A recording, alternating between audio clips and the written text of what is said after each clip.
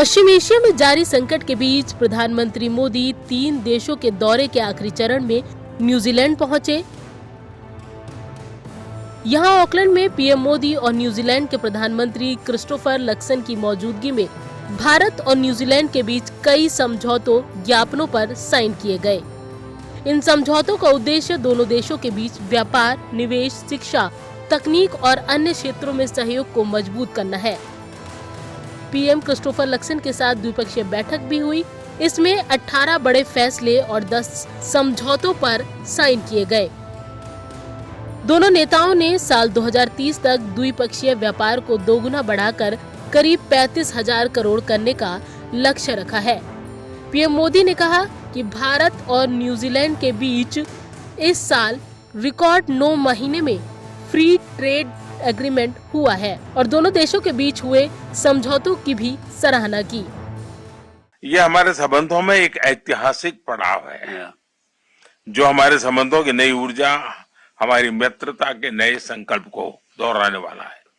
आप जब भारत आए थे और एफटीए के शुरुआत हुई और इतने कम समय में पूरा न्यूजीलैंड एक साथ होकर के एफटीए को जमीन पे उतारना, इतने कम, शायद ये दुनिया में पहली बार इतने कम समय में ये सफलता हुई होगी।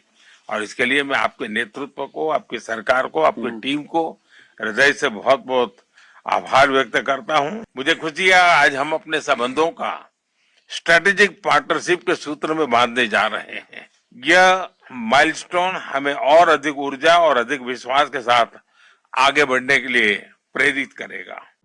वहीं न्यूजीलैंड के प्रधानमंत्री क्रिस्टोफर लक्सन ने न सिर्फ पीएम मोदी के दौरे को ऐतिहासिक बताया, बल्कि ये भी साफ किया कि ये दौरा दोनों देशों के बीच हुए समझौतों से रिश्ते को नई ऊंचाई मिलेगी और अर्थव्यवस्था को भी विकास मिलेगा। Prime Minister, it is a very special honour to host you here in New Zealand. Your visit is truly historic, as it is the first by an Indian Prime Minister in 40 years. And it sends a very clear message. New Zealand and India are taking our relationship to the next level. And I'd like to thank you personally for the priority and for the energy that you have dedicated to this relationship and for the momentum that that has provided. दोनों देशों ने अपने रिश्तों को strategic partnership का दर्जा दिया। New Zealand अगले 15 सालों में भारत में 1.72 लाख करोड़ रुपए यानी करीब 20 अरब डॉलर निवेश करेगा। साथ ही विकसित भारत 2047 के लक्ष्य में भी मदद करेगा। ऐसे में बताते हैं भारत न्यूजीलैंड के बीच क्या 18 बड़े समझौते हुए और ये भारत के लिए क्यों अहम है। भारत न्यूजीलैंड के बीच 18 बड़े फैसले और 10 अहम समझौते हुए हैं। पहला, स्ट्रैटेजिक पार्टनरशिप और रोड मैप 2030। दोनों देशों ने रिश्तों को स्ट्रैटेजिक पार्टनरशिप का दर्जा दिया। 2030 तक सहयोग बढ़ाने का रोड मैप तैयार। व्यापार, रक्षा, शिक्षा, कृषि, खेल, संस्कृति और पर्यटन पर फोकस। दूसरा, रक्षा और समुद्री सुरक्षा। इंडो पैसिफिक में समुद्री सुरक्षा सहयोग बढ़ेगा। संयुक्त नौसैनिक अभ्यास और आपदा राहत में सहयोग। संयुक्त नौसैनिक अभ्यास और आपदा राहत में सहयोग। समुद्री निगरानी मजबूत होगी। तीसरा, हाइड्रोग्राफी और समुद्री नक्शे, नौवहन चार्ट और समुद्री डेटा साझा किया जाएगा। तकनीकी प्रशिक्षण और क्षमता विकास पर जोर। चौथा, भारतीय नौसेना न्यूजीलैंड डिफेंस फोर्स समझौता। दोनों सेनाएं जरूरत पड़ने पर एक दूसरे को लॉजिस्टिक सपोर्ट देंगी। रक्षा सहयोग और संयुक्त अभियानों को बढ़ावा मिलेगा। पांचवा, आतंकवाद के खिलाफ साझा मोर्चा। आतंकवाद पर संयुक्त कार्य समूह JWG बनेगा। खुफिया जानकारी साझा होगी। सीमा पार कट्टरपंथ और आतंकवाद से मिलकर मुकाबला करेंगे। छठा, आपदा प्रबंधन। दोनों देश आपदा से निपटने की तैयारी और राहत कार्यों में सहयोग करेंगे। प्रशिक्षण और तकनीक साझा करेंगे। सातवां, पशुपालन और डेयरी और पशुपालन में नई तकनीक और विशेषज्ञता साझा होगी। किसानों और खाद्य सुरक्षा को फायदा मिलेगा। आठवां, पर्यटन। दोनों देशों के बीच पर्यटन और लोगों के आवागमन को बढ़ावा मिलेगा। पर्यटन क्षेत्र में रोजगार के नए अवसर बढ़ेंगे। नवा, खेल सहयोग। हाई परफॉर्मेंस स्पोर्ट्स साइंस और स्पोर्ट्स मेडिसिन में सहयोग। AB, रोइंग, एथलेटिक्स, गोल्फ और बाउल्स जैसे खेलों पर फोकस। खिलाड़ियों और कोचों का आदान प्रदान बढ़ेगा। 10वां लोथल मैरीटाइम हेरिटेज कॉम्प्लेक्स।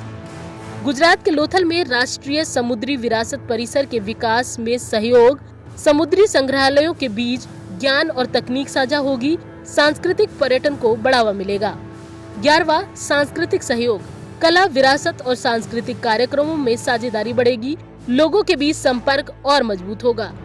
12वां 2030 तक 35,000 करोड़ व्यापार का लक्ष्य, द्विपक्षीय व्यापार बढ़ाकर 7 अरब न्यूजीलैंड डॉलर करीब 35,000 करोड़ करने का लक्ष्य। कारोबार, निवेश और रोजगार के नए अवसर बढ़ेंगे। 13वां मैरीटाइम सिक्योरिटी डायलॉग, समुद्री सुरक्षा पर नियमित संवाद शुरू होगा। इंडो पैसिफिक में समन्वय और सूचना साझा की जाएगी। 14वां इंडो पैसिफिक ओशंस इनिशिएटिव, न्यूजीलैंड IPOI के मैरीटाइम सिक्योरिटी पिलर से जुड़ा। अवैध मछली पकड़ने जैसी गतिविधियों पर मिलकर कार्यवाही होगी। Global biofuels alliance, New Zealand global biofuels alliance में शामिल हुआ। स्वच्छ ऊर्जा और टिकाऊ ईंधन को बढ़ावा मिलेगा। 16वां kiwi fruit action plan, Nagaland और उत्तराखंड में 2 सेंटर ऑफ एक्सीलेंस बनेंगे। किसानों को नई तकनीक मिलेगी और आय बढ़ाने में मदद मिलेगी। 17वां अंटार्कटिका और जलवायु अनुसंधान, भारत और न्यूजीलैंड संयुक्त शोध करेंगे। जलवायु परिवर्तन और ध्रुवीय क्षेत्रों पर रिसर्च बढ़ेगा। 18वां फूड टेक्नोलॉजी और शिक्षा, दोनों देशों के यूनिवर्सिटी के बीच रिसर्च और छात्रों का आदान प्रदान बढ़ेगा। इंटर्नशिप और फूड टेक्नोलॉजी में सहयोग मिलेगा। ऑकलैंड में भारत न्यूजीलैंड बिजनेस इवेंट के दौरान पीएम मोदी और न्यूजीलैंड PM लक्सन ने दोनों देशों के उद्योगपतियों से मुलाकात की और उद्योग जगत के प्रतिनिधियों से बातचीत भी की। आपको बता दें कि ये 40 साल बाद किसी भारतीय प्रधानमंत्री की न्यूजीलैंड यात्रा है। साल 1968 में इंदिरा गांधी ने प्रधानमंत्री रहते हुए पहली बार न्यूजीलैंड की आधिकारिक यात्रा की थी और दोनों देशों के बीच राजनीतिक संवाद शुरू हुआ। इसके बाद साल 1986 में राजीव गांधी न्यूजीलैंड गए थे। दोनों देशों के बीच कई समझौतों पर हस्ताक्षर हुए जो व्यापारिक समझौतों का आधार बने और अब प्रधानमंत्री मोदी साल 2026 में 6 से 11 जुलाई तक अपनी 3 देशों की यात्रा के अंतिम चरण में न्यूजीलैंड पहुंचे हैं। 27 अप्रैल को दोनों देशों के बीच फ्री ट्रेड एग्रीमेंट पर हस्ताक्षर हुए थे और अब इस यात्रा के दौरान दोनों देशों के बीच Indo Pacific Oceans Initiative deal समेत 18 बड़े समझौते हुए हैं जो काफी अहम माने जा रहे हैं, जिससे भारत ग्लोबल साउथ का एक शक्तिशाली देश बनकर भी उभरा है।